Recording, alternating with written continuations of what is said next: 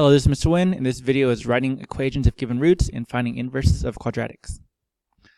So if you know the solutions to a problem and need to find the equation, you need to remember that solutions and factors are opposites. So if we had a problem like x minus 4 times x plus 7 equals 0, by the zero product property, we set each factor equals 0, and we solve and we get x equals positive 4 and x equals negative 7. So going backwards, if we know 4 and negative 7 are the solutions, then x minus 4 and x plus 7 are the factors. All you really do is change the sign and put it in parentheses next to x.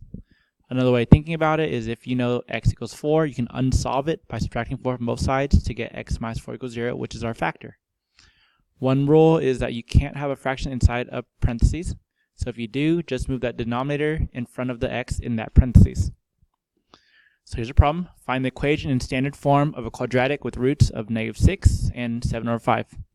So first thing I'm going to do, I'm going to put in parentheses and change the sign. So it'll be x plus 6 is my first factor, and x minus 7 over 5 is my second factor. Now, if they say the equation factored form, well, let's move this to the front, no fractions. So we now have x plus 6, and then 5x minus 7. So I was saying earlier, if they want the equation in factor form, you leave like that, you're done. But because it says standard form, we have to FOIL it out. So if I FOIL, I get 5x squared minus 7x plus 30x minus 42. Combine like terms, 5x squared plus 23x minus 42. And you say equals 0 or y, we'll say y. Alright, so again, change the roots to factors. Just change the sign, put in parentheses next to x, fix any fractions if you have any, and then just FOIL if they want standard form. If they don't want standard form, just leave it in parentheses. Alright, the next part is find the inverse of quadratic, which mentions some things about square roots first. So this is related. Graphing a square root is easiest if it's in vertex form, the same AHK we always use. Remember, A is the vertical stretch or compress, it's always positive. The negative in front of A reflects the graph of the x-axis. Again, we say flipped. H shifts it left to right, but it's opposite. K is up and down, but it's normal, and HK is still the vertex. The HK form is called vertex form. And remember, every type of equation will follow these same patterns and rules if it's in vertex form. We've already done absolute value, linear equations, and quadratic equations, and now square root equations. So here's an equation, graph it, find domain and range, number of solutions, max or min. So we know that this one is square root, that's the type. Square roots look like this, that shot a sideways arrow, or half a sideways U is what I say. It is vertically stretched by 5 or 2, because that's more than 1. That's 2.5. It is right 5, because H is opposite, it's up 2. So I graph this. I start at 0, 0. I go right 5, up 2. Let's say that's 5, comma 2. I draw a vertically stretched line, so taller line. There you go. There's my picture. Domain and range, we've done this before. Domain is how far left, how far right. Domain, it goes left all the way to 5. 5 is the leftmost point, so stopping point, and it's closed. It goes right to infinity. You can say or, you say x is greater than or equal to positive 5. Range is low to high. Is there a lowest? Yes, there's a lowest point. 2 is the lowest. Infinity is the highest. Or y2. Alright, so we answer that question. It says how many solutions are there? How many x-intercepts do we see? We see no x-intercepts, so we say no real solutions. This is their maximum or minimum. Is there a highest point or lowest point? Because there's a lowest point, there's the minimum. So I'll say there's a minimum. And the value would say as well, the value of the minimum is the y coordinate of the vertex. That's 2. Alright, so the minimum is located at x equals 5, but the actual value is 2. Alright, one more of these, same thing. So it's still a square root. Again, square root is just like a half a sideways U, or you like shooting an arrow. This one is flipped or reflected across the x-axis.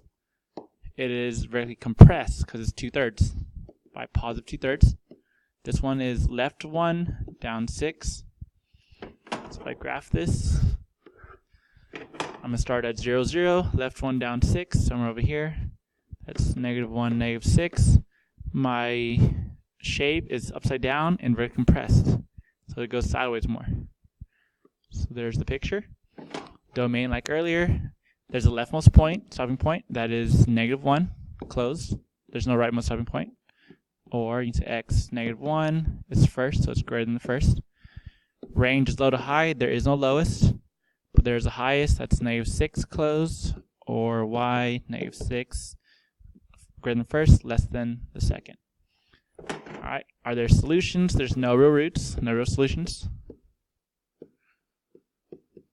There's no x-intercepts. And then max or min, it's upside down. There's a top point, a maximum point. So we say max. And what's the value? The value is the y coordinate. Value of -6. Again, the max is located at x equals -1, but the value itself is -6. All right. So finding inverse is a refresher. So there's 3 steps to find the inverse by hand. You replace f of x with y if needed. It's a y form. Switch all x's and y's, and then solve for the new y. So we're going to find the inverse of this quadratic. So I'm going to do 3 steps. So I'm going to write y equals.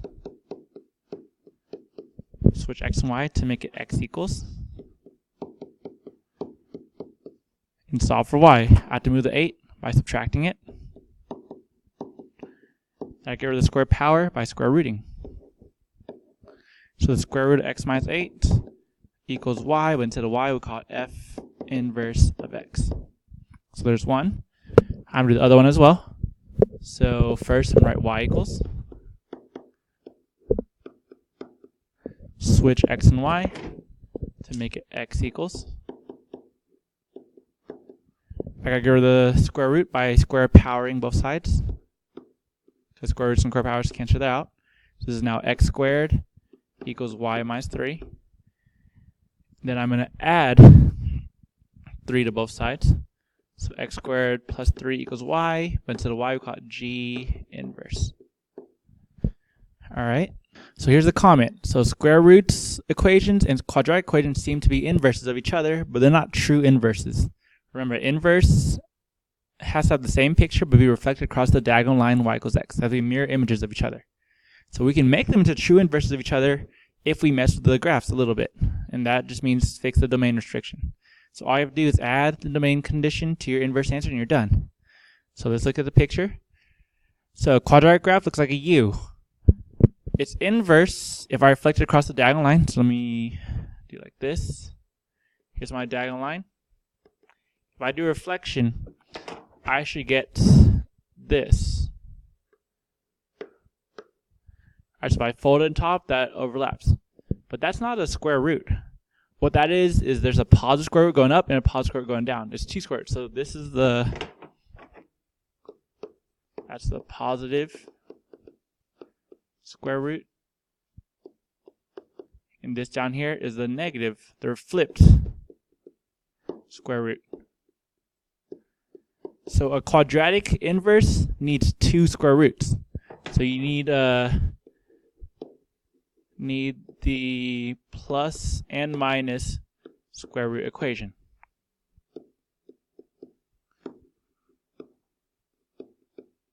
Alright, so if I go back to the last slide, the left side, the find f inverse of that, it's not just f inverse x is x squared of x plus 8. I need the plus minus. There's 2 equations.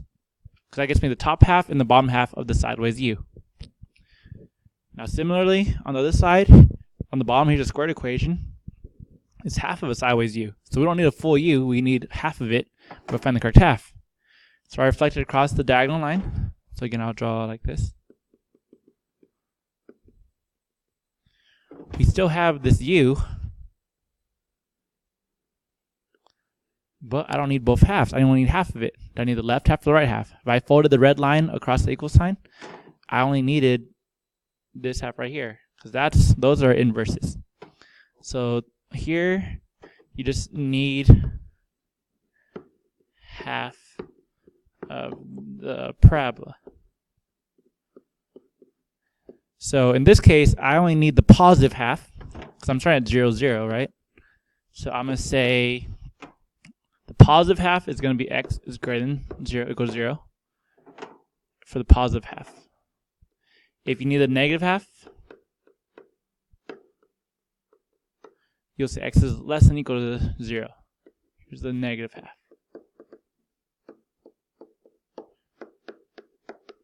Alright, so in this case, this square root was positive, it goes up to the right. So my inverse, I need to add the condition. I use red. I'll say when, I'll say if x is greater than or equal to 0. So that's the positive half. And that's it. All right, I hope you enjoyed the video. If you have any questions, make sure you ask in class. Thanks again. Thanks for watching. See you soon. Okay, thanks. Bye.